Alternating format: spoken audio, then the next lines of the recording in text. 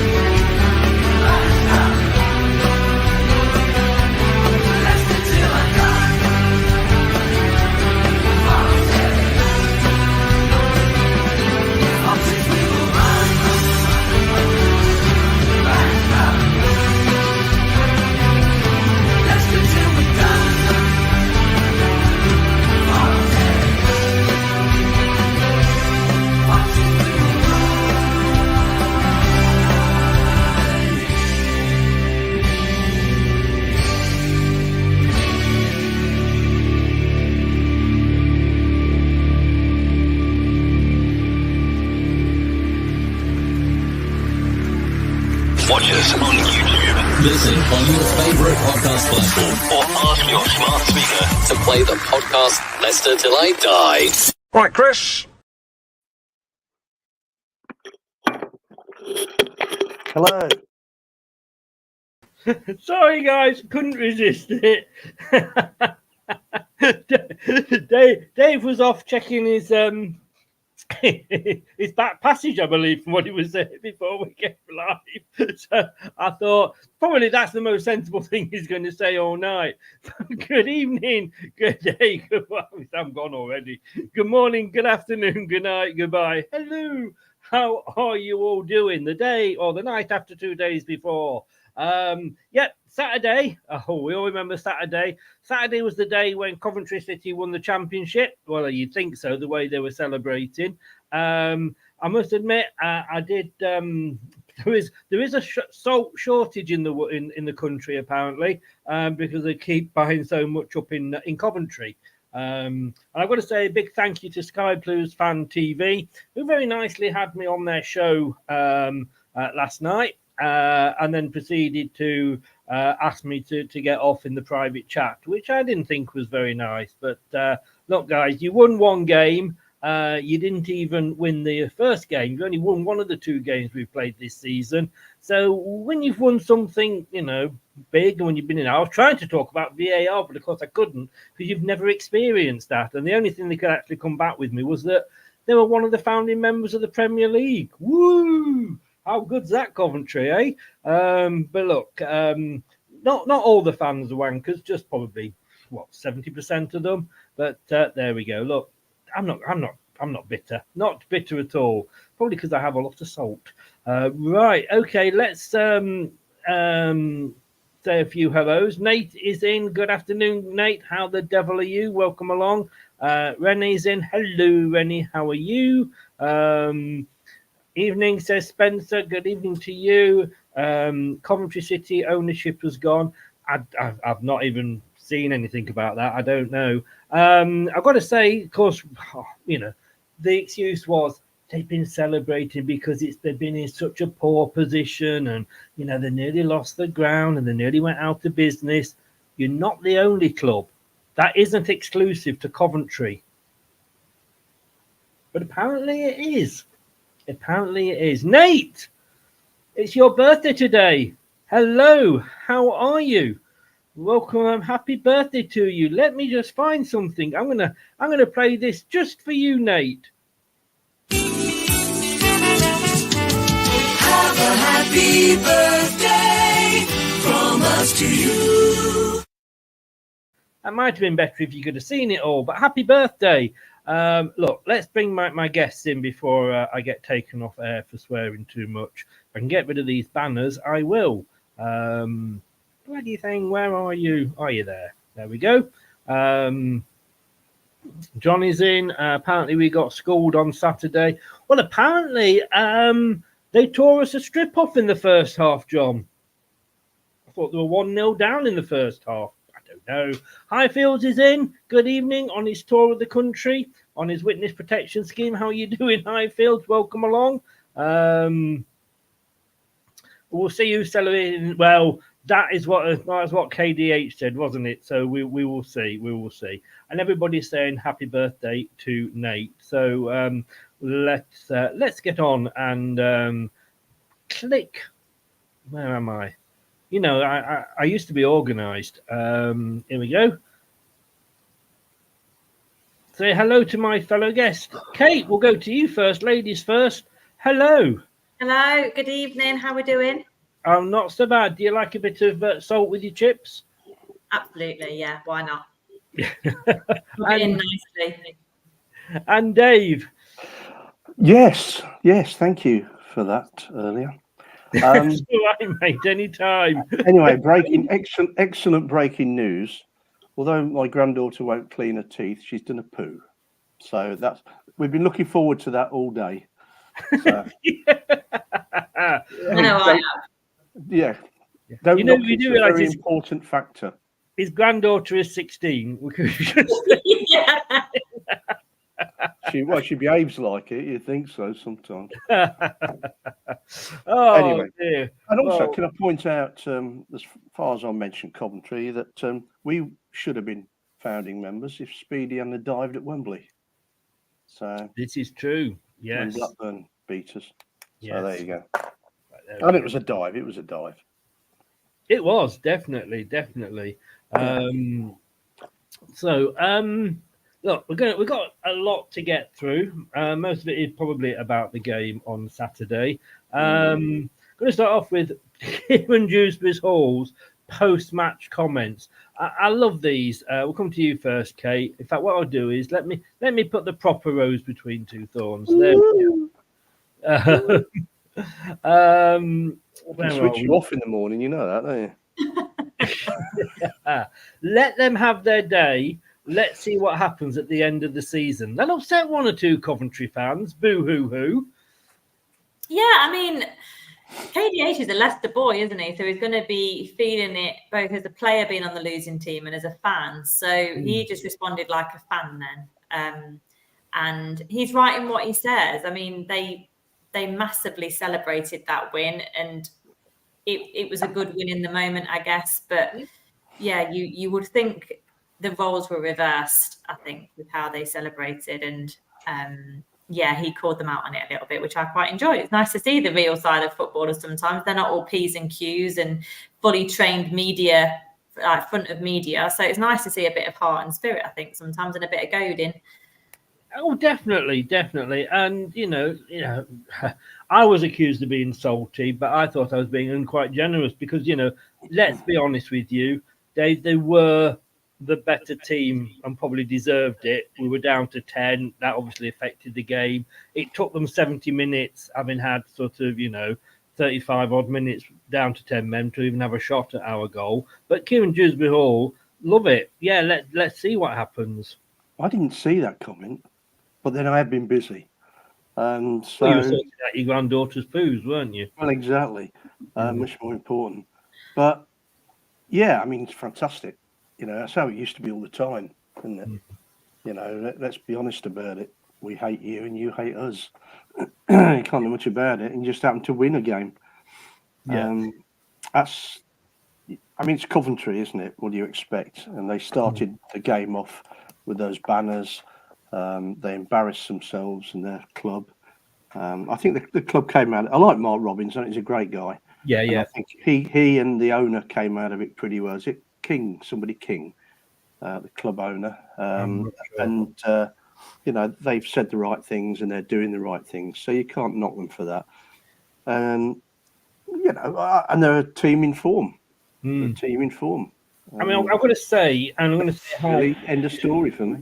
Yeah, hi to Glenn from the Sky Blue Hub. Now, he's been one of the. To be fair, good evening, Glenn. Welcome along. You were very welcome to join us.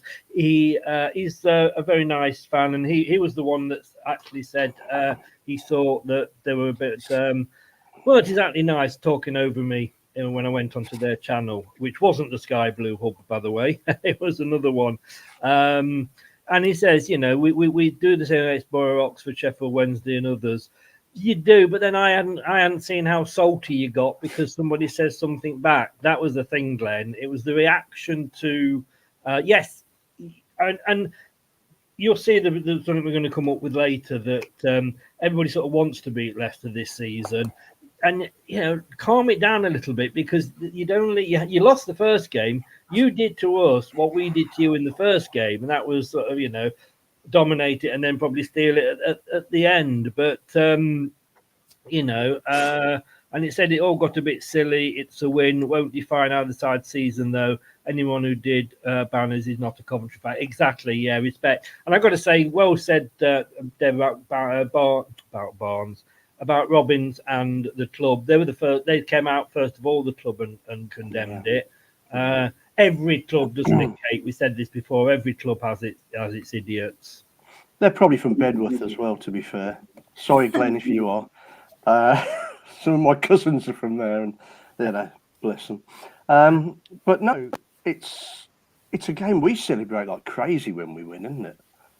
I mean, we do. Come on, we've got used to it this season, though, haven't we? Let's enjoy it. Come on. Let's not get arrogant about it. I mean, we're not there yet. It can go desperately wrong. It's Leicester, don't forget. But Kate, if you can't be arrogant now, when can we be arrogant? Never with Leicester, never. Yeah, it's not a trait I like in sport at all because it could all go wrong in the blink of an eye. But we are riding the wave at the moment, and we're due a bad game. I'm hopefully all those bad things happen in one game, and it's just a bit of a blip, and we move on Monday. But yeah, I mean, some of the Premier League wins last year, we celebrated like it meant everything because they really did. They were so hard come by. I don't mind the celebrating as such, but yeah, they might have just over-egged beating us. But I think we're going to talk about it, aren't we? That it's everyone's cup final, really. So yeah. Glenn, I'm sorry, you're from Bedworth. The views of Dave are not necessarily the views of LTID TV. Hey, mate, if you know any of the Smiths, they're probably my cousins. I'm from Nuneaton, and say those with the webbed hands and feet. No. Cousins. I'm not even sure they support Coventry. Actually, I think the Tottenham fan, one of them. I don't know whether this is true or not, Dave. You might know this, but apparently the marriage guidance system in Bedworth is called Related. It's not quite like that, Chris. No. Not like Earl Shilton or anywhere, or Hinkley. Say that quietly. Say Hinkley quietly. I mean, it has got an extra bit of spice, Kate, because it is a derby game. Yeah, absolutely. It's not happened for over a decade, has it, since we've played Coventry last? It is our most local game. It felt like it. There was a lot of spice both inside and outside the stadium.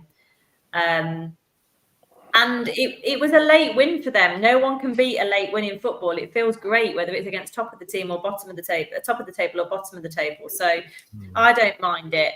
And I'm sure come next game, if they lose, win or draw, the reaction will be measured the same way. So yeah, I don't mind it. But it's been a long while coming, and there was a bit of spice as ever.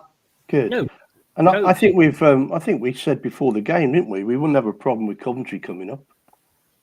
Keep that derby going. I'd be quite happy for Coventry to come up. I think they will. I think they're right in form now, and it's a good time to be in form. I think what got me was the and what I said pretty much with Coventry, it's like they are the only team that's had problems. And I'm not saying like was it Glenn from the Coventry side? Yeah, Glenn. Mm-hmm. They're not all the same, but those that I came across yesterday was like well, we tore you a strip off in the first half. No, you didn't. Okay, you may have been on top, but we were 1-0 up at half time. If you were tearing a strip off us, you'd have been 2 or 3-1 up. Well, I think everyone's biased, aren't they? I mean, there's times I've thought we've murdered teams, and you look back at the stats, and we haven't. You see what you want to see. I don't have a problem with any of that. I really don't, and that surprises me. I mean, I said, Kate, I said, look, you're seeing this through sky blue tinted glasses. I'm seeing it through royal blue tinted glasses. But yeah, that's the way it works, isn't it? It is. I just thought it was really evenly matched, to be honest, at the end of the first half. I think we started to shade it in the last 10 minutes. The intensity ramped up. We were a threat, which caused the penalty problem. We were pressing. And then our continued pressing at that point is what caused Fatawu to lunge in unnecessarily, really, as well. So I think the last 10 minutes were the best of our match. It ended up being the 35 to 45 minute mark was the best period for us. But it was certainly pretty much even after the first half. Didn't Woot have to have a word with him earlier on? Did I see that? He was getting a bit excitable because he wasn't getting any decisions going Not that forward. I read or saw. I don't know. He was quite absent from the game. He was hung on the touchline for quite a while. Yes, he was first half an hour, we weren't utilising him at all down that side. Right. Perhaps he was sulking a bit then. I mean, we've got to remember, have we not, Kate, that as much as we're saying, well, we were bad, or we did this wrong, or we did that wrong. In fairness to Coventry, they didn't allow us to do much because they came at us right from the start. And I'm going to probably say, had there been 11 versus 11, I think it would have been a different result. I'm not saying we would have won, but it was a good derby from a neutral's point of view. Yeah, absolutely. We sort of said on the post-match review yesterday that Coventry certainly made us change our game plan and the pace of our game. We didn't see Vestergaard and Woot have as much time on the balls on the back line as we would usually see. Coventry pressed really well. That caused some errors, I think, on our part. But similarly, the same happened. I thought our pressing game improved throughout the first half, and we caused them to make a few errors as well. So it was really evenly matched. But yeah, Coventry certainly did the homework on us, and I feel that we weren't as at ease playing out from the back as we were used to. We saw Mads come out way into his own half outside his area at one point to clear up, and he made a bit of a hash of it but got away with it. Coventry were forcing those errors upon us, which was fair cop to them. They did their homework there and they stuck to it. Yeah, I mean, Dave, I've got to say, look, respect to Coventry, like Kate says, they did the homework. Probably one of the best 3 or 4 teams that we've played this season in this division. Yeah, definitely. I mean, we got a bit lucky at home, didn't we, first game? And that wasn't going well. And Saturday, yeah, I mean, we were second best. I think the thing that disappointed me, that's why I was so angry after the game, was we were never going to score another goal when we were down to 10 men. We were never going to do that. And the only time we had an attack, I think, was when Cannon came off, when he was substituted. I think that was the only attack we had. And, I was disappointed because I thought we're better than that. We moan that we can't play against teams with 10 men. Then we moan because we've got 10 men. And I thought we should have given it a go, Really, we had nothing to lose, really. I think, Dave, Mark Robbins got his substitutions right, and on the day, Enzo got his wrong. He didn't have a lot of option, though, did he? Looking at the bench, we there didn't were have very enough much attack on the defensive bench. players on there, but to take Mabadidi off seemed a little bit weird. But look, it's what is it the 4th game we've lost this season, or the 3rd game we've lost this season? So he's allowed too much of a panic. We won't be so annoyed at losing as Coventry are happy at winning. But look, I put there, Kate, and you were there. I mean, Darren England, I thought at one point he was having a good game, but looking back at it, why do we get Premier League referees who are absolutely shit when they've got 2 people playing noughts and crosses with the lines and what have you, can't do a good job, think that, we'll dump them onto the Championship where they haven't got anybody helping, then suddenly they will do a good job. He was bloody awful. I mean, you could I mean, Coventry fans again in their masses were saying it wasn't a penalty. I think it was. It was high, but then Mads came out and had a high boot and got away with it. You know, Mavididi kicked the ball into the crowd. Justin headed when the ball was already out, headed it into the crowd. Nothing. One of their players kicked the ball away, got a yellow card. I mean, he was shit for both teams, but he was awful looking back at it. Yeah, it was a really frustrating performance on Saturday from the referee, and the two major decisions weren't the things that I was most frustrated with him about, which speaks for itself, really. He was booking players unnecessarily, then he wasn't booking some players that I thought should have gone in the book. He got in the way of play at one point, and he didn't stop the game and reset He just apologised and let the play carry on. Coventry was Saturday was right in his face saying, what the hell are you doing? He could see where the play was heading and he just didn't get out of the way. He clearly wasn't paying attention. And that was really frustrating to see, because you're supposed to restart the game, dead ball situation or whatever.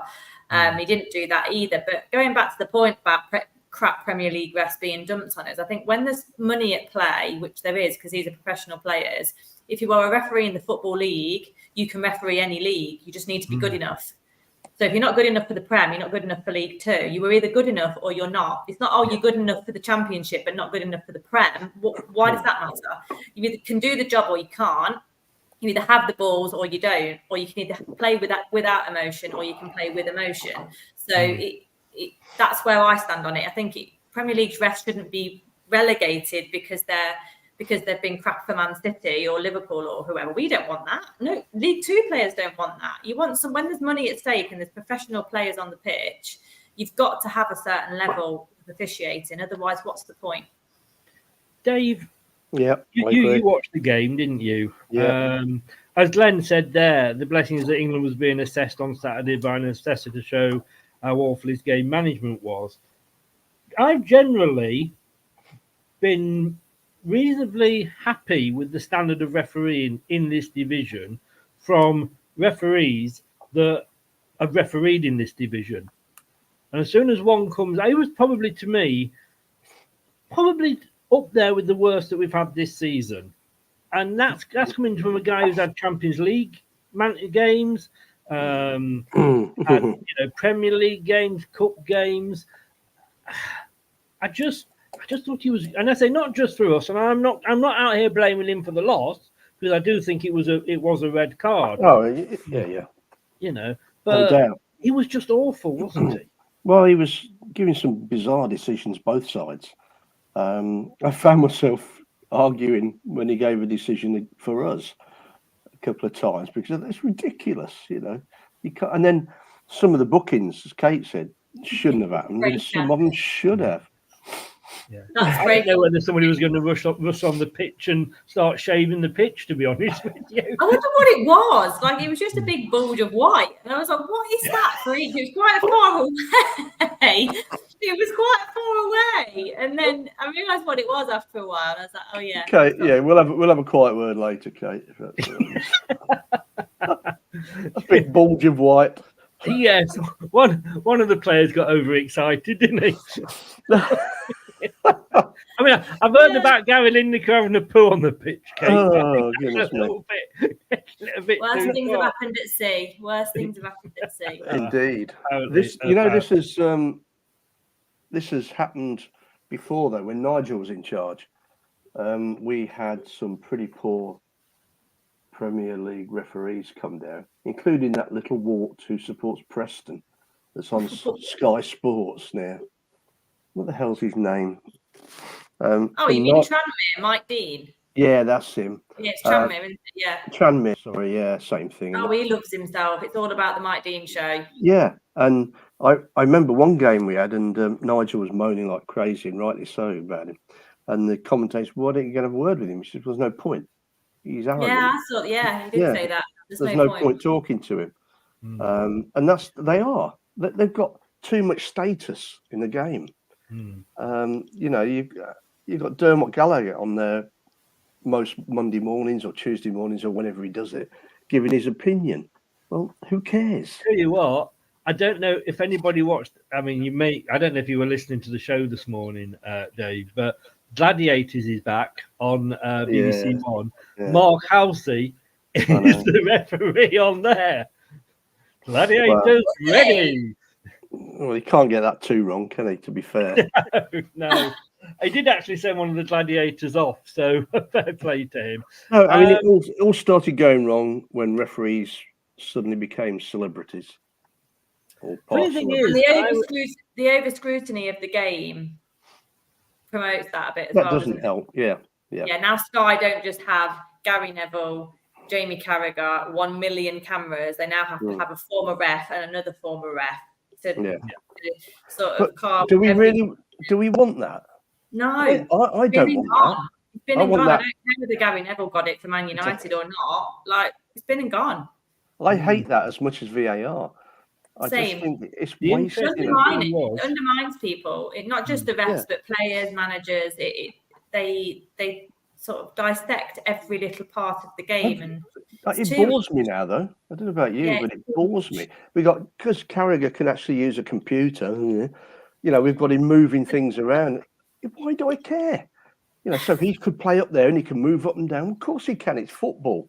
You know, goodness me, drives me nuts. let's be honest with you, the best ever match of the day was when all the pundits went on strike. Yeah, that's some football. Loads of football. No talk. Exactly. Can I just say, talking about referees, if anybody goes onto LTID TV1 Leicester Till I Die YouTube channel, there's a section called the Interview Zone, and one of the people that I interviewed was actually Keith Hackett.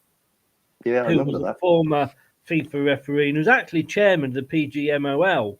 And I asked him about should referees be made to come out and explain their decisions straight after the game, like managers are expected to.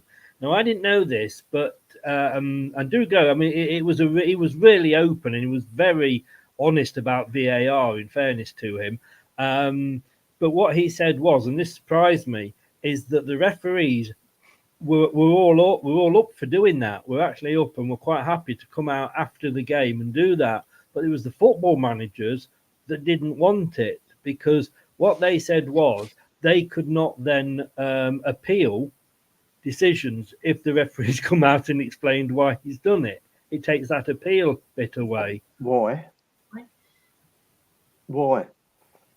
I suppose that's what happens at the appeal, isn't it? When you go to the appeal, but I don't know. I mean, I know, as I say, I'm not a referee, but that apparently was what he said. There's too much red tape in football now. It's got ridiculous. Oh, I mean, what was that last Premier game? VAR was Everton, wasn't it? Took them 5 minutes to decide. Yeah. It was about an inch offside. I mean, I didn't see it on Friday, but didn't they make a hash of the Luton Burnley match as well?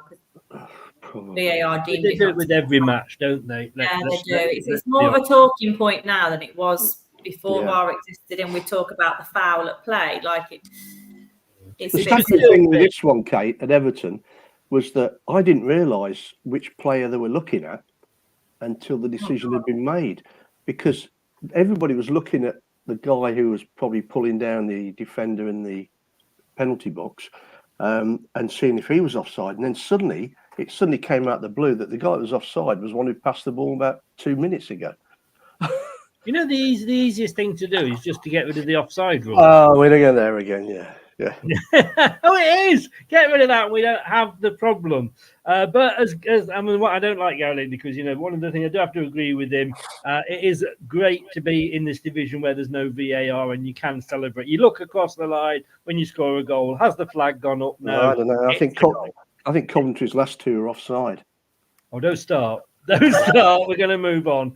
But yeah, that is. And I'll tell you what, the best referee that we've had this season was, I can't remember which game it was for, but he was an ex-player, non-league player or lower league player. That was the ref. And he was the best ref we'd had. And I still say get ex-players in to VAR. But I'm not going to get onto VAR because that's another show for another 4 hours. I'm going to say, before we move on, I'm just going to end up with, look, well done, Coventry. You got the 3 points. Probably deserved it overall. One of the better teams we played this season, but that will probably be as good as it gets for you this season. So enjoy beating the eventual champions of the championship. Don't. Now, having said that, and I can remember when we lost our first game to Hull, and that was only about 3 or 4 games in. And I saw a couple of their shows, and they were doing exactly the same, Kate. They were celebrating like they just won the FA Cup. Are we every other championship team's cup final? I mean, we are, out of the 3 that came down, and no disrespect to Leeds and Southampton, out of the 3 that came down, we are the most successful team over recent times. Okay. Out of the 3 of them, we'd won the champion. It was a Premier League winner. You got a Premier League winner. Only us and Blackburn that have done that and then got relegated. FA Cup winners a couple of seasons ago. Everybody seems to think we got a Premier League team, even though we got rid of half the players that were in that division. Have we got a target on our back, do you think, Kate? Yeah, absolutely. I think, as with anyone, people just like to pee on our parade, don't they? So they know that we're on for a record-breaking division and points tally this year. So there's a bit of jubilation around that, which we all get when you piss on someone's parade. We're top of the tree comfortably. We've got an amazing squad of players, and we look like the real deal, and we look like a Premier League team in part. I don't think we're quite there yet in total, but also because of how close the playoff positions are, I think there's like 6 points or something, maybe not even that, 5 points between 6th and 14th. So any win, let alone between us and Coventry.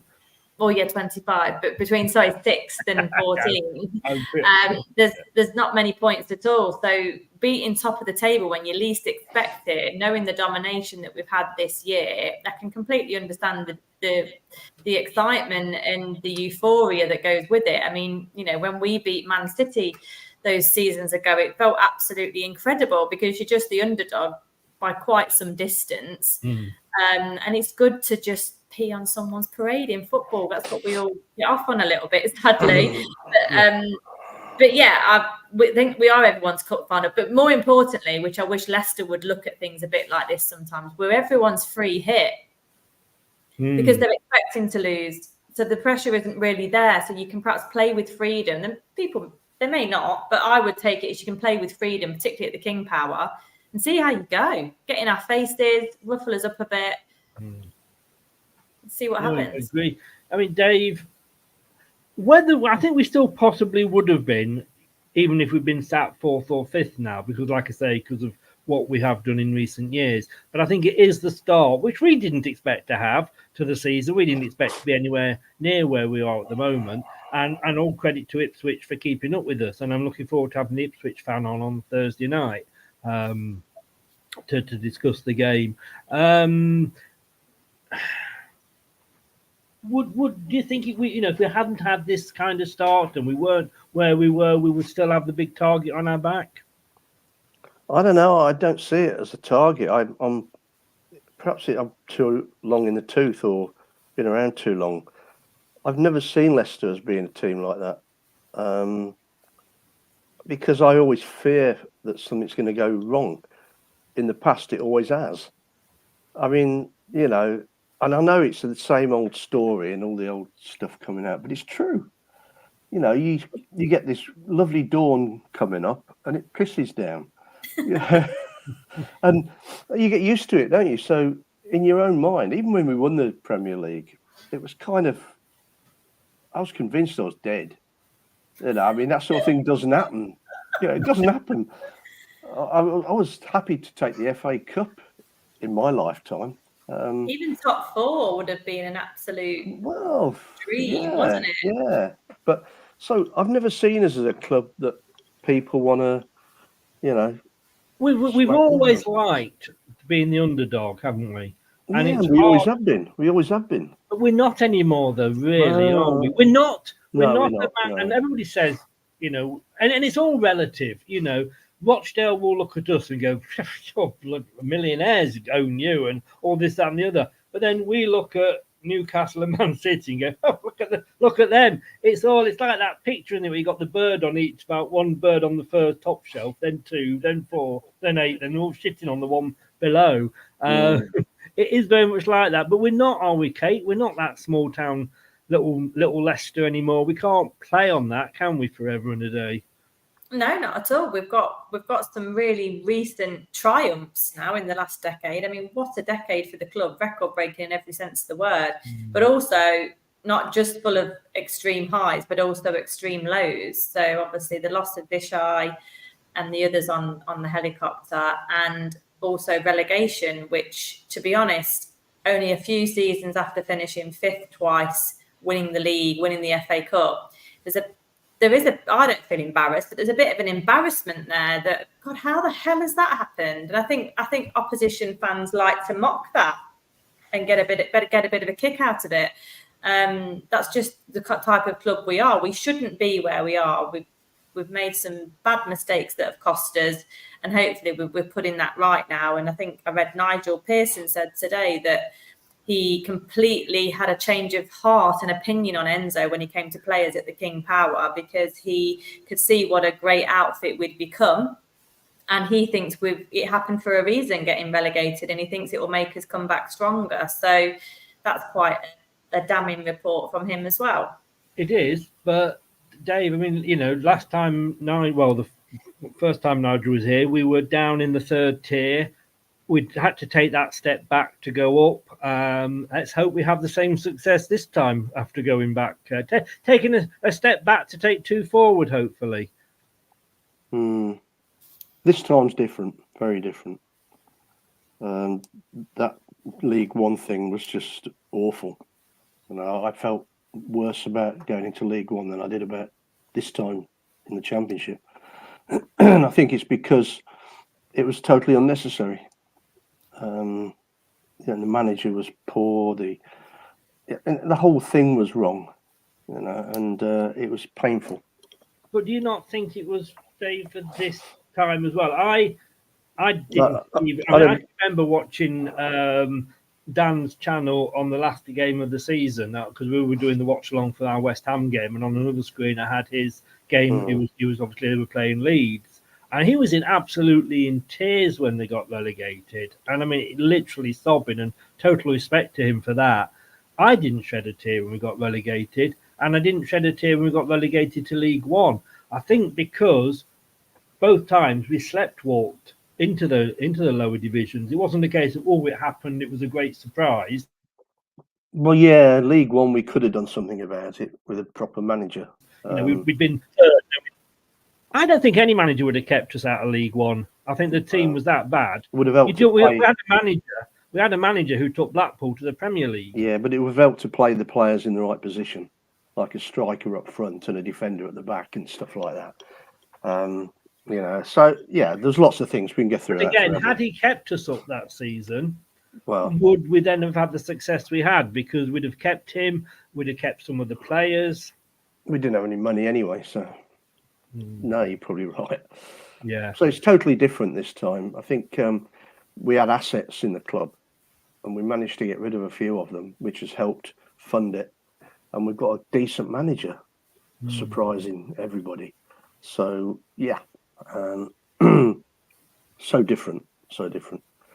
Kate, But VAR, it'd be a shame to go up with VAR, wouldn't it? It would. You keep trying to bring this back to VAR, and I am keep moving it on. We are not talking anymore about VAR. Good fun in the Championship. But Kate, I mean, like you say, sometimes you have to. I think had we stayed up, who knows? We might still have Rodgers in charge. We'd still have we kept hold of Amati.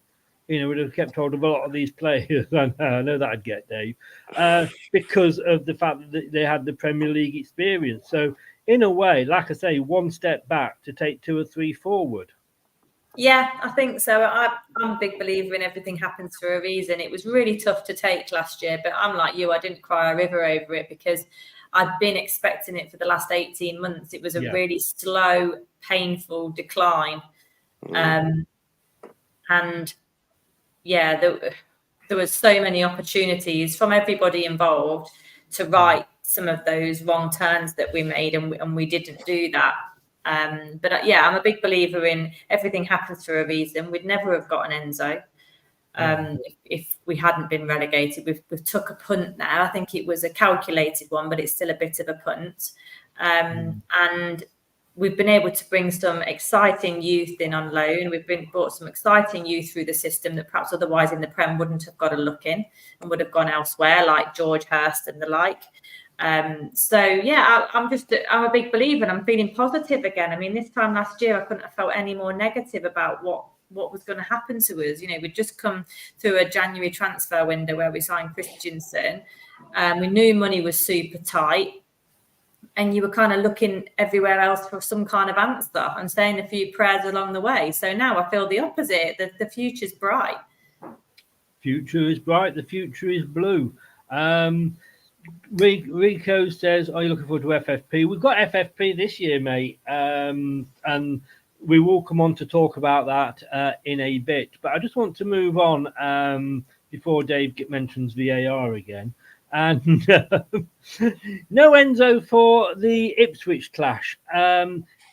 Is this going to make such a big difference? I can remember when the aforementioned Nigel Pearson was banned, Dave, and he was sent off to the stands. And I don't know how many matches it was for, but let's say, for example, it was for 4. And he actually stayed up there for about 9 or 10 because he had such a better view. Now, I don't know whether Enzo will be allowed to be mic'd up or not. I'm guessing he will be. It's a home clash, so if not, he'll be sat next to a phone, I am sure. Yeah. Is it going to make that much difference? No, not at all. He's got a decent team behind him. He'll see what's going on. He'll, as you say, he shouldn't be allowed to be mic'd up because that's the whole point. The whole point is you're banned from the touchline and banned from communicating with the players. I think he can go in the changing room, can't he, before and half time? Oh yes, he can't be in the dugout. Yeah. No. So he shouldn't be mic'd, but he will be in some form or other. The players can't hear him half the time on the pitch anyway. So manager has real trouble getting his words across. So no, it won't make any difference. Do you agree, Kate? Yeah, I think so. It's all on Caballero, isn't it? Is he allowed in the dressing room? I think so. I thought it was just a touchline ban. Yeah, I just didn't know how it all worked. I don't think it will make that much difference. I think Enzo typically doesn't really need to do a lot first half. Usually his tactics are set in place and you follow what he's told you from the week. And then half time, he often changes things. We've seen him change things before. He obviously didn't do that so much on Saturday, but he changes things at half time. So I don't think it'll be that much of an issue. I can't see it. That's a good point, though, actually, because I wasn't thinking when I said I think he's allowed in the changing room. I was thinking before and after. I don't know about half time. Oh, okay, yeah. I suppose it's in game, isn't it? That would be interesting. I don't know, to be honest. He's going to have to do a Jose and hide in the washing bin. Yeah, exactly. But I think he will be mic'd up. Agree with it or not, because technically, like I say, he should be banned. But, is this because he got X amount of bookings, or because he just got the one booking? No, he was booked earlier in the season for celebrating, wasn't he? Yeah, he's had 3 bookings apparently. Oh yeah, that's another crap referee. That is running on the pitch in celebration with 30 others and one person gets pitched for it. I suppose the book stops with him, and I don't remember Jose when he ran down the touchline and slid on his knees. No, and Klopp's lost his glasses and KO'd a few people along the way. And the touchline area, who stays in that white line? Absolutely nobody. Oh, half the time they're not stood in there anyway. They're actually stood on the line. That's footballers all over, though, isn't it? Whatever the rules are, we go beyond it. That's football all over. Maybe that's why they sort of have the rules set up, because they set it at A, knowing that everybody will go to B. Yeah. But anyway, Rico is in. He's an Everton fan. And, of course, the news about Everton and, oh dear, Forest, charged with breaking FFP rules. What pees me off is a couple of things here, Kate. We'll stick with you to start this one. What's happening with Manchester City and all this sort of, they've got so many that it's taking longer. Bollocks. They should be done as well. Everton, and look, one of the reasons we got relegated last season was because we have stuck to the FFP rules. We were warned the previous season, certainly even by UEFA, that we were breaking their FFP rules. If we wanted to get back into Europe, the chances are we would be not allowed to. So we stuck to FFP, which is why we didn't make any signings in the summer. We didn't sign anybody until we sold, Fofana. And so we stick to the rules. We get relegated. Everton and Forest break the rules, and they finish 1 and 2 places above us. Yeah, it's an absolute mess. It's a total mess of a system. So you've got these 115 charges that are still pending with Man City. I get that there's a lot to go through. So one at a time, further punishments one at a time, because if there's 115 charges, surely just the one charge is sufficient enough to give a points deduction or something along the way. So if there's 115, then just get through each one at a time. But you know nothing is going to happen with that. You just know it in your heart. And also, it's too late to punish Everton and Forest. The punishment needed to be made last year. You can't. What possible compensation could you give Leicester City or Southampton or Leeds for getting relegated last year if it's not being reinstated back into the league? It's just the horse has bolted. It's an absolutely pointless system that doesn't work, and no one really sticks to it. Man City were in League One a decade or so ago, or maybe more than that now, 15 years ago. Of course, they've broken financial fair play to get where they are. They're the best team in Europe by a country mile. And you may as well just scrap it and say, do what you want. If you've got some rich guy coming in to buy you, that's good on you. Because it's just boring. The rules are boring because they're only made for people that can't really defend themselves. Poor old Berry and people like that get punished.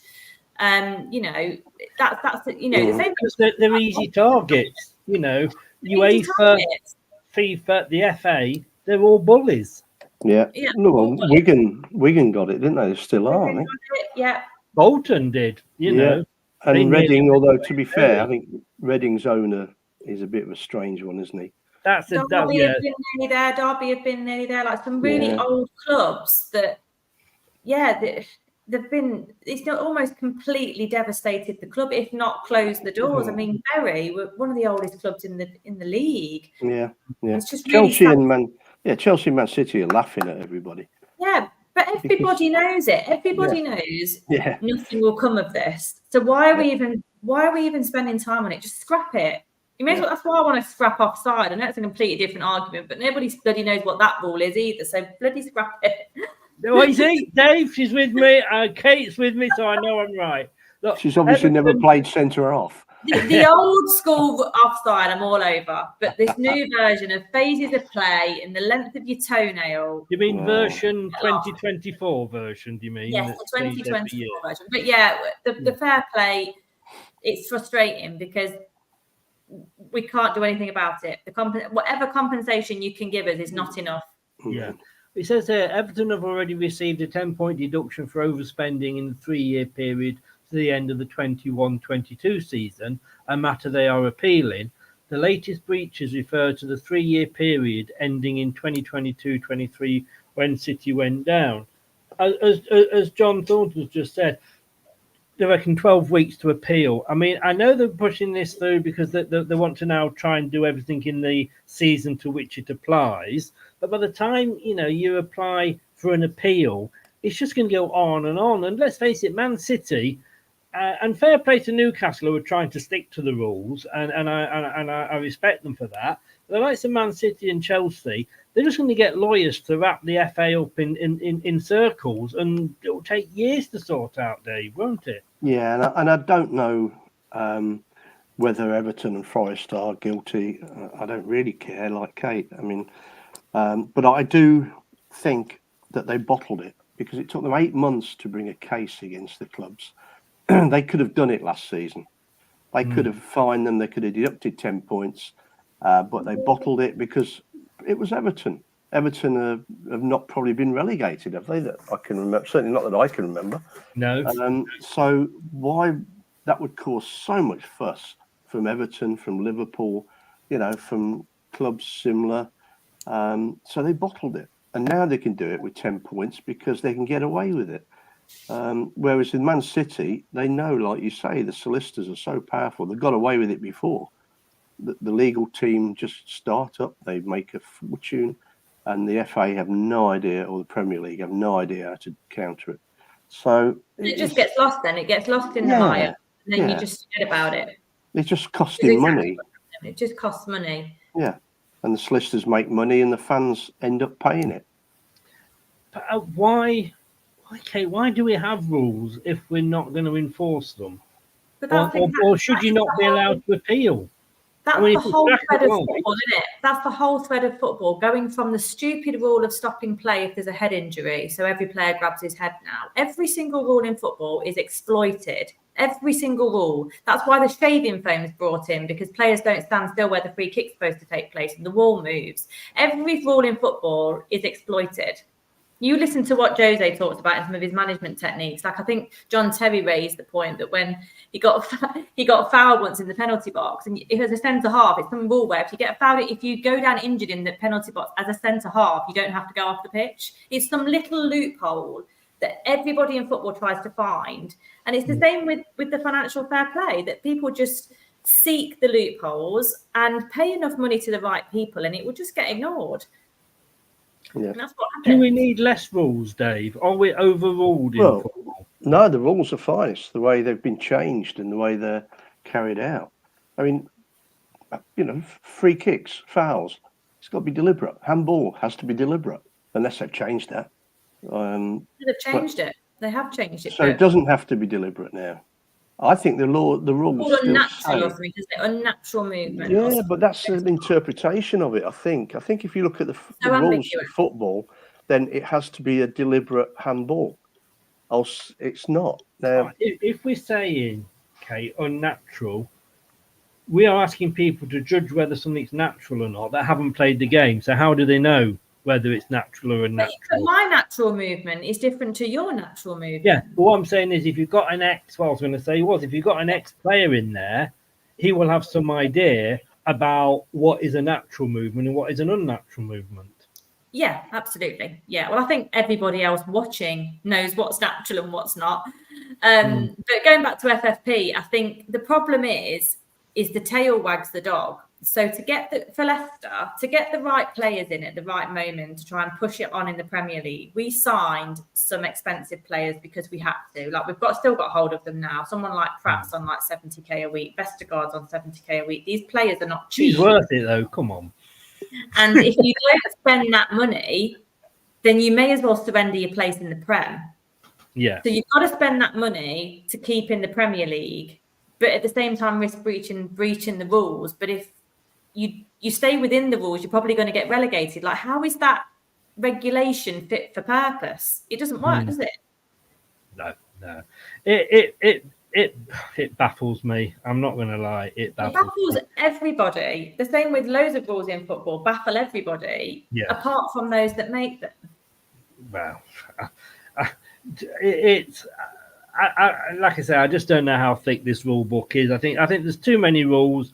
And the rules that we have, they should just be simple. Like you say, offside. It's a game where you play with your feet, so it should be your feet. Whether they're anyway, that's another show. Like real FIFA, each team has only got 100 million to spend every year. Make it work. Bosman, was that probably the worst thing, Dave? Do you think that happened? Actually, on reflection, maybe it was. Yeah, it seemed brilliant at the time. It seemed fair at the time, didn't it? Yeah, it did. But on reflection, I think it's caused more trouble. Yes. Yeah, definitely. But then, players were players. They played for clubs, and that was it. None of this, going off and sulking or demanding more money or, agents touting you about. And we used to play with leather balls and shin pads that covered your whole leg. Speak for yourself. I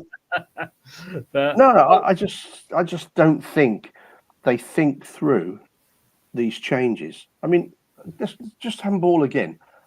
The rule on handball, apart from the fact it can't be accidental because it's not handball, player has to be seen to be gaining an advantage.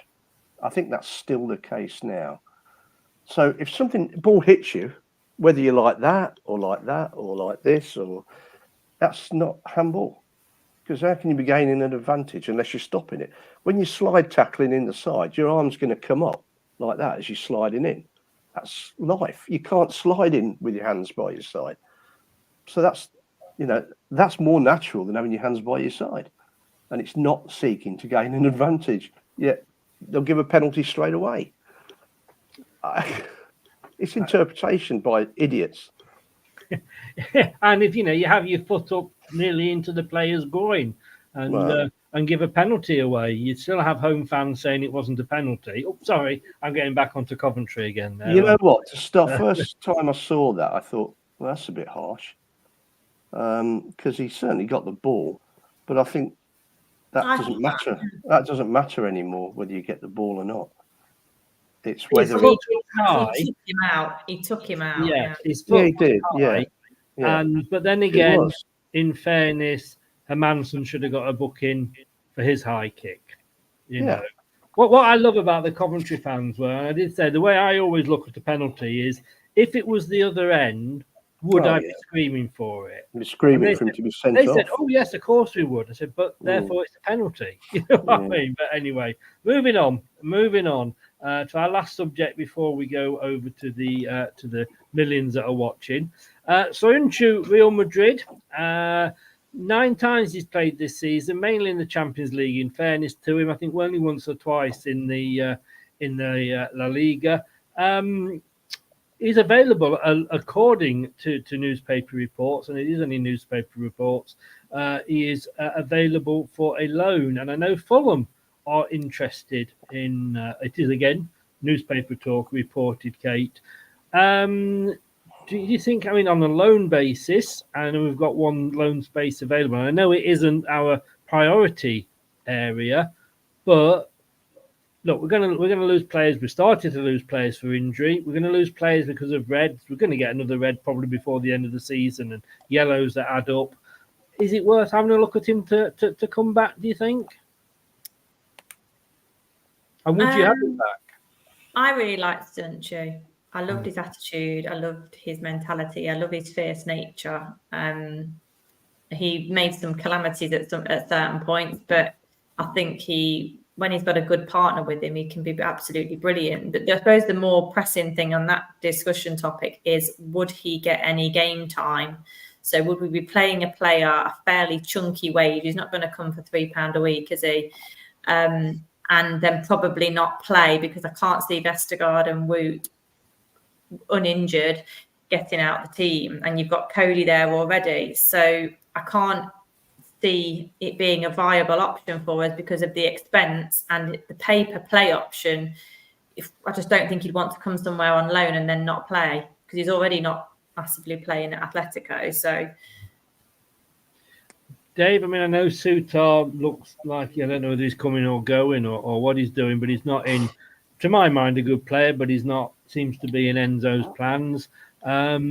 Would you look at Soyuncu? It's a good point Kate makes, even if we did, and I'd love to have him back, but would he get the game time with the way that Enzo plays? No, he wouldn't. No, he wouldn't. I mean, we've still got Connor Cody waiting in the wings. He can't get a game. So I don't think he would. I don't think he probably, well, he might want to come back, but now it's all changed. But I think we've got other priorities. I still think we probably need another striker. we could stick him up front. Well, good point. John mate says there, need another 8 rather than a centre half. Indeed, I didn't say, it wasn't a priority, and I did say that at the start that there are other priorities. It's just that he is allegedly available. They're saying that. We said we'd be happy if we didn't sign anybody. So yeah, no, exactly, and that could happen. Although we have got Luke Thomas back, Kate, but I mean he's not going to start, is he? He's not even going to be in the squad. I think he's going to be loaned out. He's my only hope of someone we can get off the wage book this transfer window, because he will want to restart his career as quickly as possible. And I don't think it's at Leicester. And I think he'll be told fairly swiftly that it won't be at Leicester.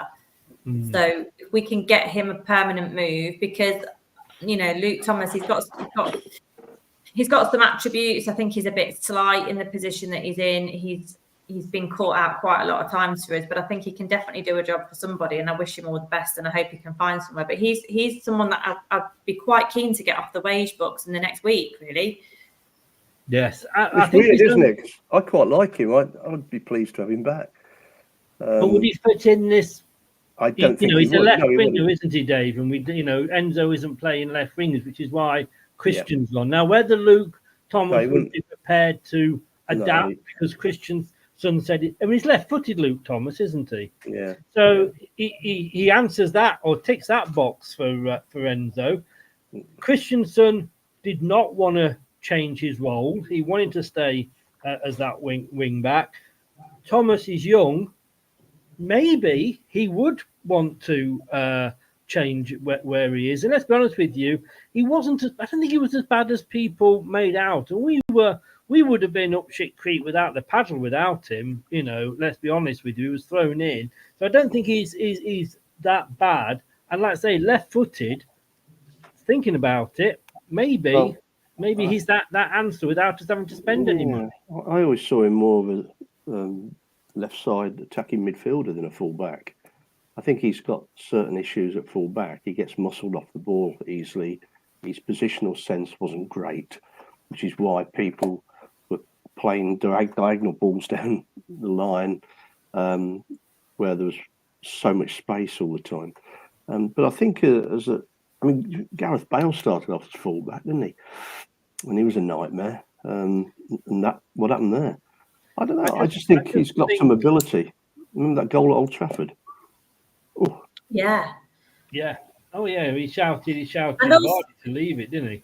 And also in those early months where he got drafted in, because we were literally without anybody in that position, he was so young and inexperienced. Yeah. He got thrown in the deepest of deep ends, and he did well. He was, he surprised everybody how well he coped. And then I think the pressure was a bit much. There was obviously lots going on behind the scenes. We were in a relegation battle, which I wouldn't fancy him for again.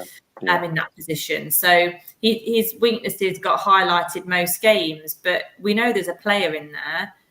I'm not sure that's his position. I think he's not, because when he was younger, you could argue that he would fill out or grow a bit or whatever, but he won't do now. I don't think he is what he is physically. Yeah.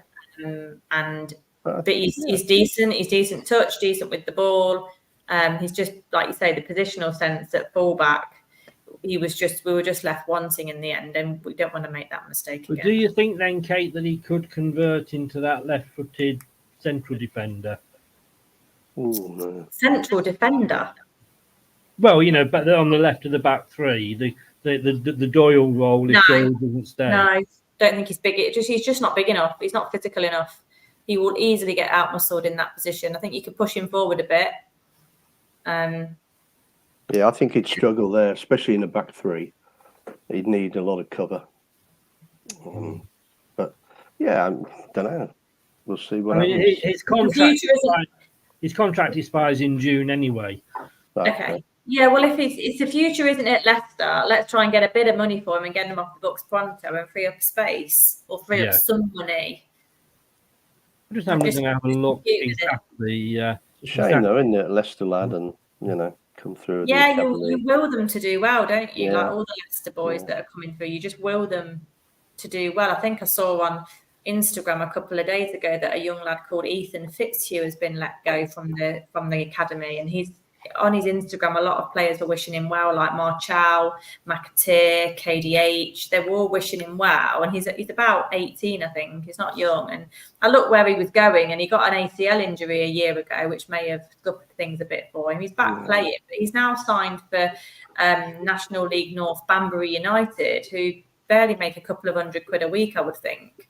So it just makes you realise the sliding doors side of the game, really. Like, there's McAteer, who will probably be a Premier League player, and he's one of his peers, and this lad's gone to Banbury, and wish him all the best for the future, and who knows what it holds. But you just really want the young lads to do well, because they've come through the academy. We've invested a lot of time in them, and it's great to have local lads in the side. Yeah. And that's how we used to do it. He's on 20,000 a week. It's tidy, isn't it? Who? Not bad at all. Luke. Is Luke he? Thomas, yeah. Just over $1 million. Just over $1 million a year. Not bad for a 22-year-old, is it? Flipping heck, that's unreal. Yeah. Right. Okay. So let's have a look at what people have been asking us in the chat, and we'll try and get through these. But you buy a lot of Smarties for 20 grand a week, didn't you? Yeah. and lots of other sweets. Indeed. He started already. We'll end this one just at you because the question is for you here, Kate. Was you frustrated with Cash a Day? I think we know the answer to that. That's the PG word for it, yeah. Yeah, I was really frustrated with Cassidy. Outside of Fatawu, and Fatawu just made one error and he paid for it. Cassidy, for me, made multiple errors, was way off the pace. That position is so key for us, and he was so short of where he needed to be. He was just off it. His touch was bad. His positioning was okay, but he wasn't physical enough and getting tackles in, and he got shunned off the ball a few times. Missed what I thought was a really good opportunity to score. But I think Enzo will keep playing him, and that's my concern for the next X amount of games that we're without Wilf, really. But yeah, really frustrating, and I'm yet to see what all the hype was about. I really hope minutes mean he comes through and we see the real Cassidy. But at the minute, most people at the match that I heard talking about it were saying the same thing. Like it was so obvious in the centre of the park that's where we were missing out a bit. Yeah. It's a shame, isn't it? Because I thought he was getting it together a little bit. Seemed to be starting to. Isn't it, Dave? It's only one game, isn't it? No, but I thought he was starting to get it together. That's what I mean. Yeah, because the last game he did all right in the cup, I thought. Yeah, but he's not really done a lot, to be fair. I just think Kate's a hard taskmaster, to be honest with you. He's just a bit lightweight. You don't expect someone who looks like him to be lightweight, but he's lightweight. Yeah. He's still a kid, isn't he? Indeed. It's his birthday today. So happy birthday, Saturday. Oh, happy birthday. Coming at me. Maybe he'll be a different man next week. Well, who knows? Let's aim this one at you, Dave. Another 10 points deduction for Everton would put them bottom of the Premiership with 7 for the Premier League, with 7 points. With the VAR, what am I saying? You got me at it now. Yeah, VAR. No, shut up. With the points deduction, I mean, I know we've discussed this. I don't want to go into a lot of detail, but let's just get on with it. If there's going to be a points deduction, they're going to get a points deduction. They can't give us our place back because that would just be ridiculous. Because then you get people from 20 seasons ago or whatever, claiming it back. Give them a points deduction. Leicester, just get on with it. What's the point of suing them? It's just taking up energy. Yeah, absolutely no point at all. Yeah, I still think the 10 points is a joke. If you're going to deduct Everton 20 points, and as we said earlier, Man City and Chelsea do the same. You can't treat everybody differently. No. Because nobody can tell me Man City haven't done worse than Everton. No. I don't know what Forest have been up to, but and I don't really care, to be honest. But well, I think Kate summed it up when what did you say about them signing a small village? Yeah. I tweeted earlier and someone commented saying, "Well, what do you expect when they signed a small village?" Which I thought, but that's the crazy thing. We all knew at the time, didn't we? Even Simon. Didn't Chelsea a couple of years ago get that silly transfer embargo in Europe for like 6 months? And I mean, what's the point in that? It's just platitudes. That's the word for it. Platitudes. Yeah. Duck-billed platitude. Let's stick with this one then. You'll come to you, Kate. Is anyone else concerned with our finances in regards to FFP, as we seem to be getting quoted, not looking good for the summer window? I'm not worried, and I said like Dave alluded to earlier. I've said if we don't sign anybody in this window, it's not the end of the world because we had such a good summer window, Kate. Yeah, I agree. I think the need to sign players in January isn't massively there for us. Obviously, Wilf being out, any kind of injury to Cassidy, and we are struggling. So we've said about a number 8 already potentially, but I'm not worried from a squad point of view. But it's not a nice feeling to know we've got to sell before we can buy. That you feel a bit pushed into a corner there for me. So I know exactly what Scott's saying. The summer window will look different because there'll be players out of contract. There's another bulk of players out of contract, some of which I think we would want to keep, especially if we've been promoted, the likes of Wilf. So the summer window will be really interesting, but hopefully we'll have a bit more money in the pocket with the promotion package. But at the same time, I'm like, sod it, chuck the rule book in the bin and just do what you want. Yeah, that being Leicester, that we would be picked on. Well, yeah, we seem to get an immediate... We have got history here, haven't we? Yeah, and we seem to get an immediate 800 grand fine before you can say Bob's your uncle with that commercial breach of whatever it was with selling replica shirts. We got an 800 grand fine, which was the top of the fine bracket. We got the top, even though we admitted to what we did and caused nobody an investigation. So we got walloped there. And that was a fairly open and shut case, and 800 grand down the Swanee. So I think if you start to add it all up, and Vardy will probably retire. That's quite a chunk out of the salary. There's 2 goalkeepers. That's £140,000 a week out the salary. Yeah, there's 2 goalkeepers to dispose of. That's Danny Ward must be on a fair bit, I'd have thought. Nacho. Yeah, Nacho won't stick around, I wouldn't think, next year. Indeed, he's out of contract, so we'd renegotiate something if you want to keep him. But... Mark Albrighton. Yeah.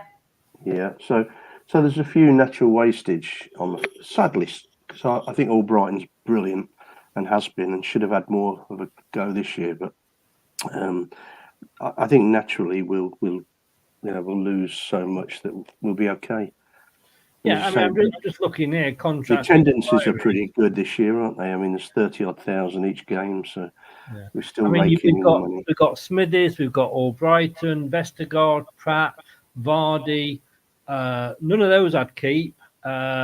Indeed, yes, I'd possibly keep. Iheanacho, I'd let go. Thomas, obviously, let go. And that's just this summer. So you're talking over 250,000, I would say, possibly. At least, yeah. On wages. So, yeah, no, I'm not bothered at all. Vincent Young asked here, as a Coventry fan, we'll come to you first, Dave, with this one. As a Coventry fan, my question is, would you rather play in the Championship winning every week or the Prem bottom half? You've had both. Which would you prefer? That's a good question.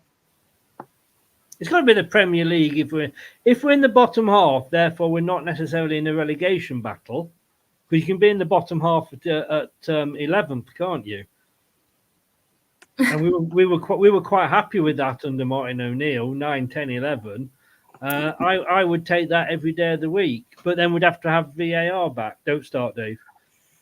That's the biggest crux, which I can't quite believe we're saying that. If you'd have said that to me 5 years ago, you'd never have believed it. But that's the crux for me.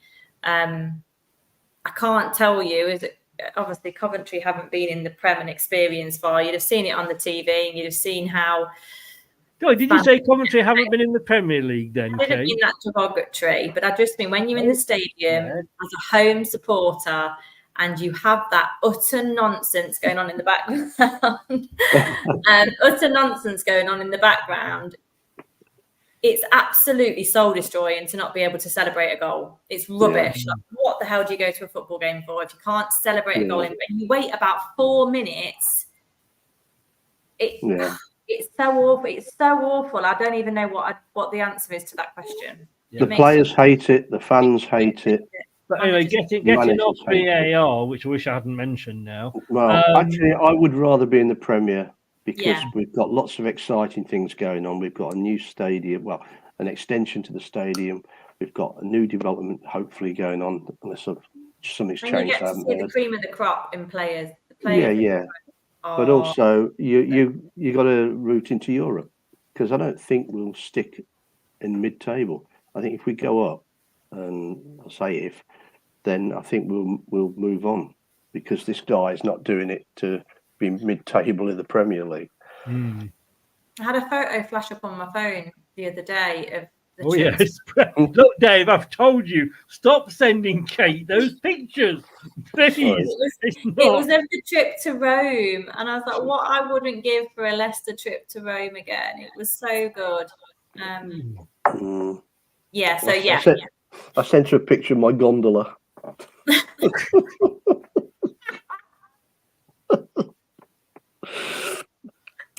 Oh dear, I loved it. Just one cornetto. Did you get to leak your Cornetto though? That is the question. Oh, indeed. No, Vincent, I think Premier League, mate. That's where it is, and we want Cov to come up with us as well. Dave, no, we don't. Dave trying to get the subject. No, I'm trying to get around the best side of my cousins who I've insulted earlier. We've already discussed the white bulge today. Yeah, true. Haven't we? Yes. And now we're on to well, I love. I don't know whether people love Mrs. Brown's Boys. You love it or hate it. I used to love it. I think it's past its sell by day night. But that thing that they do about the gonorrhea. She says gonorrhea rather than gondola. Going up and down in your gonorrhea. Renee says, imagine if Forest the Championship and we back in the Premier League. That would be absolutely good. Says Chris, are you okay letting Vestergaard go? I'm very much on Kate's line of thinking here. Is he's absolutely brilliant now. Would I keep him? Yes, as a squad player. Would he be my starting 11 in the Premier League? No. And I don't think he'd want to stop just as a squad player, to be honest with you, because I think his thoughts is that he's done it. He's done it before. He might retire. He's not young. He is young. He's like 30. Was he? I thought he was older than that. Okay. No, that's fine. I just thought some reason. He's 31. So technically he was older than that, but he's 31, Kate. God, he's still young, isn't he? Still young. Yeah.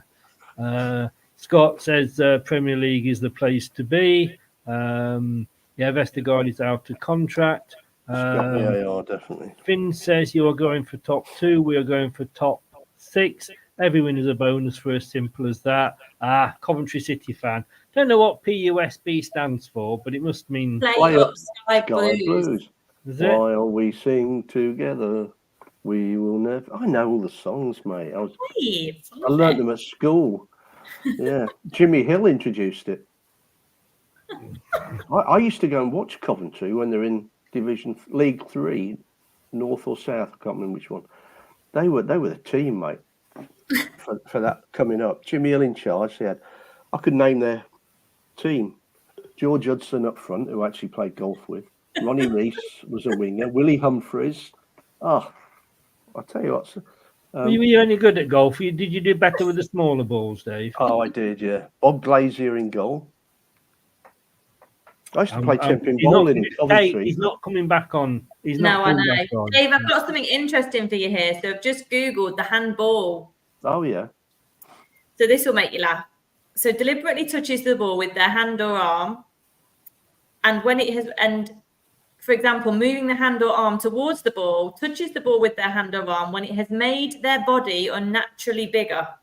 Oh, for God's sake. How do you make your body unnaturally bigger? Well,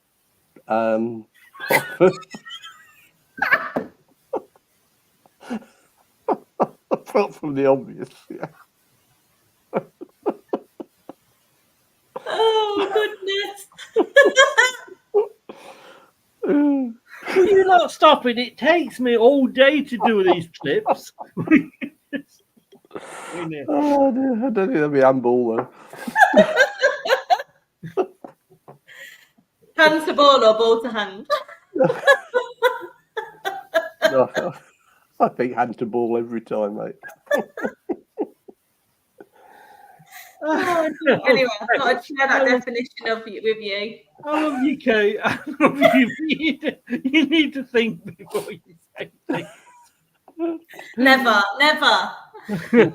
It would be boring if you did. Bearded Monster. If promoted, it will be a struggle to stay up there. Look at the 3 promoted teams. I mean, I keep saying, let's look at Burnley because of what they had last time. And yeah, I think Coventry. If we go up, I would like Coventry to come up because I do like that derby. But there's just some of the fans that I don't like. You should try the Leeds fans then. I don't know.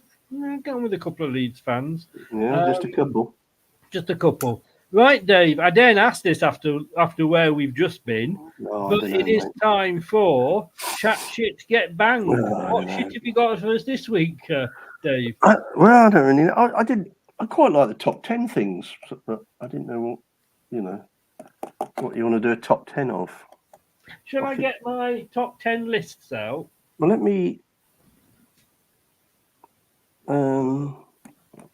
No, Premier League strikers, top strikers. Have you got that in there? No, but I have got the top 10 museums in the world. Yeah, okay. Look, top 10 incredibly eccentric people. Number 10, Dave Smith. Is that the time? Dave likes my top 10 museums in the world. I bet he does. Well, I bet he does. Cheese what do you rolls, want to do? Top 10 bizarre festivals. Top 10 cheese rolls? Yeah, no, top cheese rolls is in there. Here's one for you, Kate. Top 10 what? It's the top 10 bizarre festivals. Here we go. Did you say cheese, Summit? Cheese rolls? Yeah, number 9 is Cheese Rolling Festival. Have you never rolled your cheese, Kate? Clearly not. No, try it. It's fun. The Cheese Rolling Festival is held every May in Coopers Hill, Gloucestershire. The festival involves an official tossing a cheese. Oh, yeah. Oh, yeah, I know this. Down the hill. Down an extremely steep hill, after which hundreds of people begin to run down the hill to catch the I've cheese. seen that. People like great legs and stuff, don't they? They take it very seriously. For the children, there's an uphill race. I don't know how that quite works, to be honest with you. Women and men race separately in the main event. Number 10, on the last Wednesday of August every year in the town of Bunol in the Valencia region of Spain, 9,000 locals and 20 to 40,000 foreigners descend on the town to throw tomatoes at each other in honour of the Virgin Mary and St. Louis. Would you get it? St. Louis Bertrand. Louis Bertrand. You wondered what had happened to him, didn't you? Now, number 8 is, that sounds boring. That's the bonfires of St. John. A bit like our bonfire night. Oh, hang on. No, it says then the strange festival involves the lighting of bonfires. The locals share hot chocolate while watching the bonfires. But then it gets weird. You'll like this, Dave. The children and the villagers then take turns running through the fires. Oh, my life. Take turns what? The children then take turns running through the fires. Wow. So go on, look. Go on. I don't like you. You go first. How bizarre. You know, Dorking, you've heard of Dorking, haven't you? Yes. And you're right, yeah. They have an annual wife carrying race. But you have to slip your wife over your shoulder and run around the fields or something. And the winner wins a barrel of beer. Imagine. I mean, you need to be married to somebody that's quite slim. I was going to say, are you allowed to sort of, bring a ringer in? Put through her nose or something, is that what you're saying? Now, here's one for Kate. Kate will like this one. Goat Tossing Festival. My reputation precedes me. This is good. Spanish again. They're into this. They're into bestiality in Spain. Is that what it sounds like? Toss a goat, yeah. I don't know if you can see that. Goat Tossing Festival. Oh, yeah. No pictures. Did they actually throw the goat about? Or is it... Spanish certainly like their old festivals, it says. He's Every making year his on the body floor- unnaturally bigger. Oh, indeed. Oh, toss my goat. Every year on the fourth Sunday in January, the locals of a small town Oh, damn, we missed it. gather together for the Yeah. goat tossing festival in honour of St Vincent. The festival has been around for so long that no one knows when it started. It involves a young man, hello, who finds a goat in the village. Hello. Where's Not a nice this thing to going? talk about, is it? Ties it up, takes it to the top of the local church belfry. You know the church would be involved. So it's all about a goat here. Just like the old days, isn't it? He then tosses the goat. That's like the 60s. Doesn't he give her a drink first? Then he tosses the goat over the side. Stop being Oh. rude. Oh, Over the side, and it falls 50 feet to be hopefully caught by the villagers holding up a sheet of tarpaulin. Jesus. Oh, here we go. This is you'll like this, Dave. You'll want pictures for this one. Hakata Matsuri, Japanese festival, in which the participants are all but naked. I'll be back in a minute. I'm just looking for pictures. All butt naked. It usually involves wearing a type of traditional loincloth. Some of these involve go completely naked, which is not frowned on at all. In fact, it is considered healthy. Mm. The festivals often involve the use of mud. Yeah, normally do. They're all camouflaged under the name of festivals, and it's just people's fetishes. Yeah. And there are often separate women's and men's festivals. In some towns, special festivals are held for children as a rite of passage. But sometimes children participate in the adult festival. That's wrong, isn't it? I mean, that's just wrong. We should just be happy with Guy Fawkes and Harvest Festival. Yes. Yeah. Let's jump to number 3. Mm. Goose Clubbing Festival. They do that in Nottingham, don't they? Now, this is Germany. A goose is tied by its feet to a post and then clubbed by the local men until its head comes off. That's horrendous. And we complain about bullfighting. I mean, come on, in that. Poor Oh, you. my Lord. A very similar event occurs in Spain. Of course it does. Kanamara Matsuri, which again you might guess is Japanese, and it means the steel phallus. It's held in Kawasaki, Japan. It's a Shinto fertility festival. And as you would expect, it involves a rather large penis statue.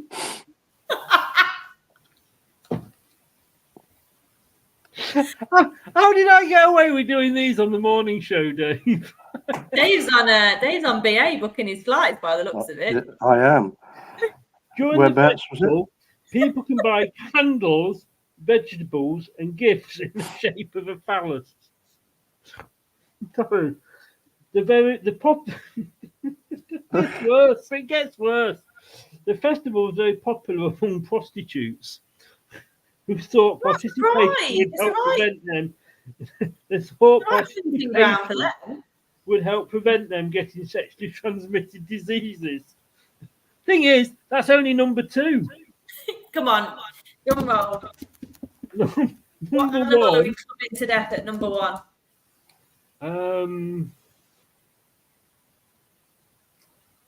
Sami Pusan.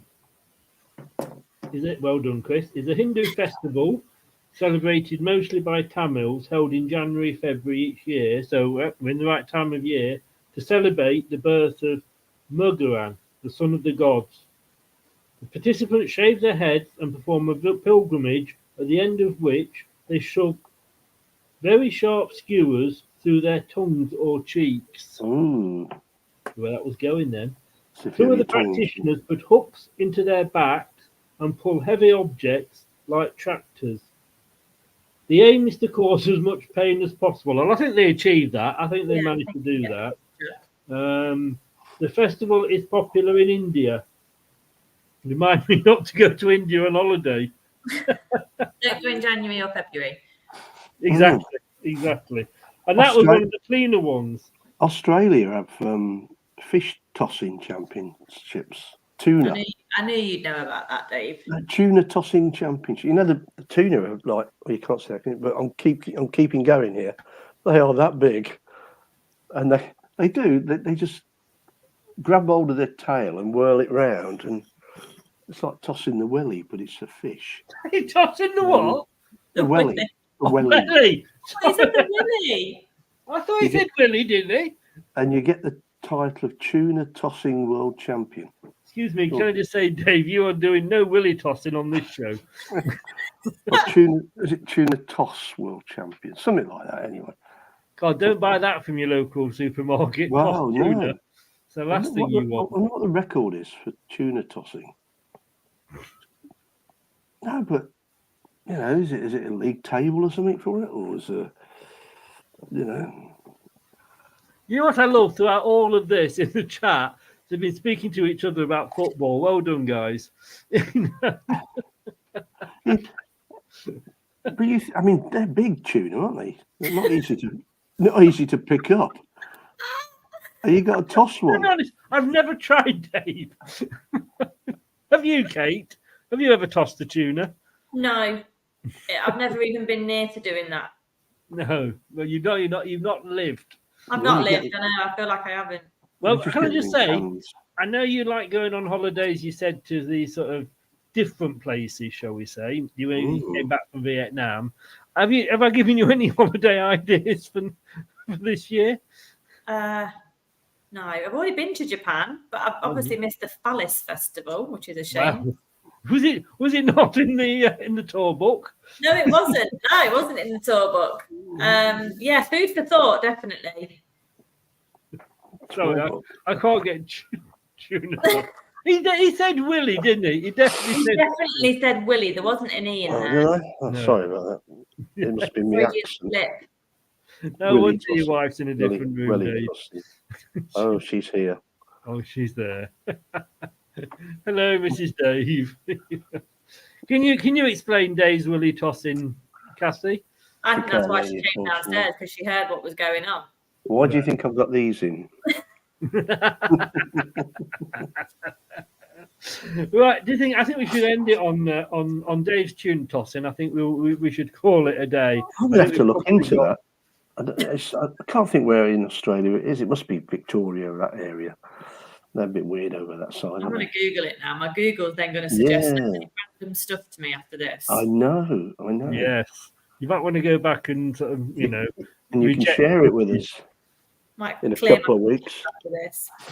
So how is part of the Tuna-rama? Of course, it's called Tuna-rama. In Port Lincoln, Southern Australia, in celebration of the local fishing industry. It was first held in 1979 and still going strong. The competition is to throw a tuna as far as possible. Tossing. Dave, you'll have to ask Luke about it. I have to ask Luke about it. I'm going to say, I'm going this year. Dave, I think, is going this year. We'll have to go at the same time, Dave. Well, when are you going? I'm going September. We could do a bit of tuna tossing together. When are you going, Dave? I don't know yet. We haven't definitely planned anything. Depends what's going on, really. Wasn't that a song by Anita Ward? You Bring my tuna. My tuna. Toss my tuna. Ding dong. Toss my ball. Bell. Anyway, this all started with Kate. Kate's in unexpected large, whatever it was that she said earlier. I can't even remember what I said. Ball to hand, wasn't it? Making something unnaturally bigger. Yeah. It'll be up later on the channel. Hopefully. Yeah, if Dave's open, it'll be up later. Yeah. It's Monday. I've got an early start in the morning. Say your prayers, Dave. Go up them stairs, as Dame Edna used to say.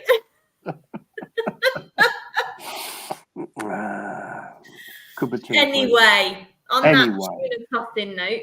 Indeed. I could. This whole show could just be one big clip, couldn't it? Can I just say, well done to everybody in the chat for talking football. Are they still with us? Us? Are they still here? 25 people still in the chat, still talking football. Well done, guys. Excellent. Well That's what we want. That's what we want. Completely ignoring us. Probably talking more sense in the chat. That's a bit disappointing. Yeah.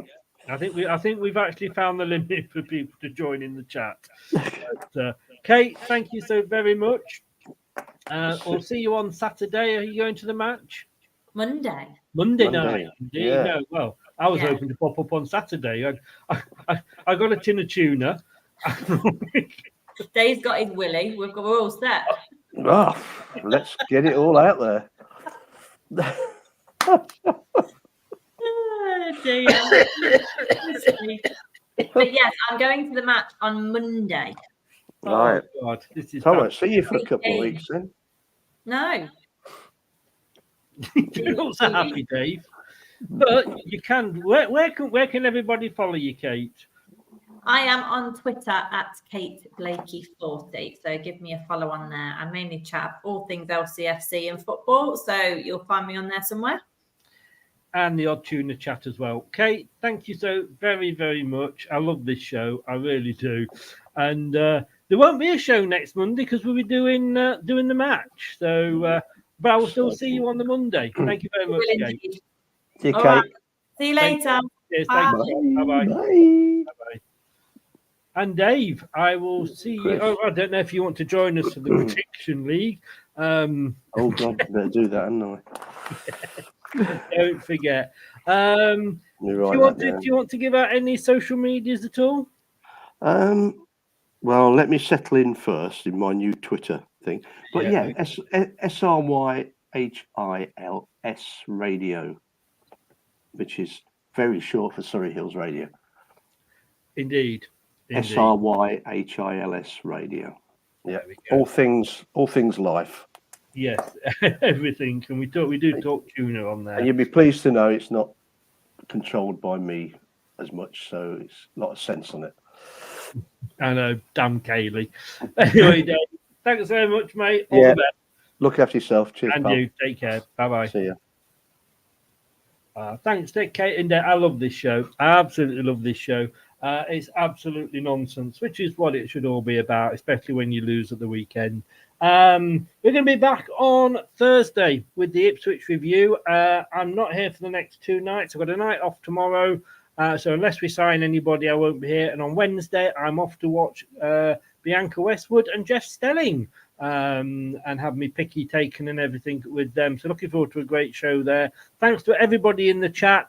Thanks for sticking with us. We always end up with the chat shit get banged section where we just go completely off topic. But thanks for sticking with us, even if you guys were talking to each other. That's what we like to see. That's all part of it, chatting and having respect for each other.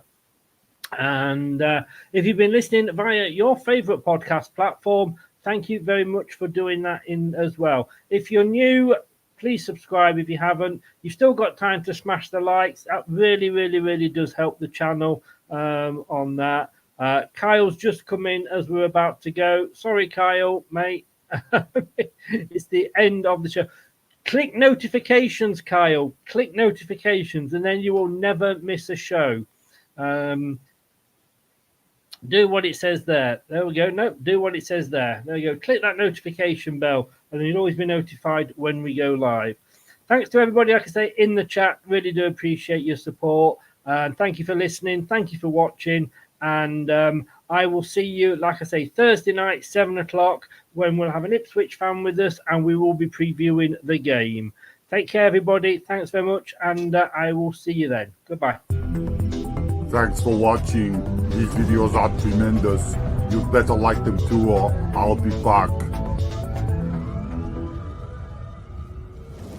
The TalkSport Fan Network is the ultimate on-demand destination for the UK's best fan-led football podcasts, including Leicester Till I Die, independent analysis and reaction for the Foxes faithful. The TalkSport Fan Network, unbeatable club-dedicated content created by the fans for the fans. Follow the podcast on the TalkSport Fan Network.